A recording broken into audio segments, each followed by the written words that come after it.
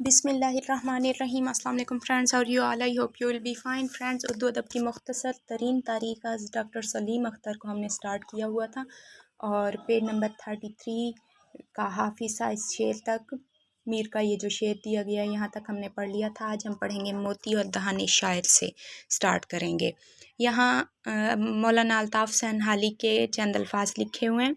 उनकी तसनीफ़ मुकदमा शेर व शायरी से लिया गया एक पैराग्राफ है, इक़्तिबास है, उसको हम देखते हैं।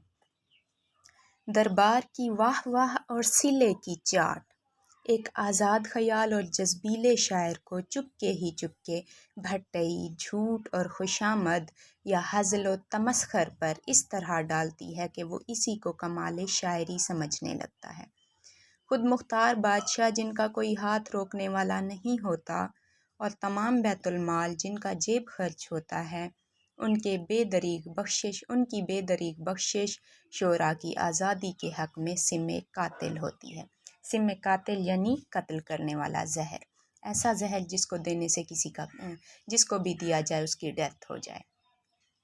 वो शायर जिसको कौम का सरताज और सरमाया इफ्तिखार होना चाहिए था, एक बंदा हवा व हवस के दरवाज़े पर दरियोज़ा गरों की तरह, दरियोज़ा गर कहते हैं भिखारी को, भिखारियों की तरह सदा लगाता और शाउल्ला कहता हुआ पहुँचता है।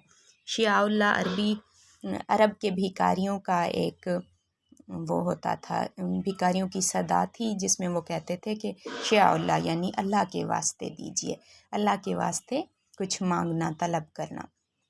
यहाँ मौलाना अल्ताफ़ सनहाली अपनी मुकदमा शेर व शायरी में इस इक़्तिबास में ये कहना चाह रहे हैं कि जब कसीदा कहते थे ना लोग उस पुराने ज़माने में, और कसीदा जब कहा जाता था तो बादशाह बहुत खुश होते थे। बादशाहों को खुश करने के लिए बादशाहों की तारीफ़ में कसीदे कहकर फिर उनसे उम्मीद लगाई जाती थी इनाम व इकराम की। तब बादशाह बेदरीग खर्च कर देते थे, बहुत ज़्यादा इनाम व इकराम देते थे।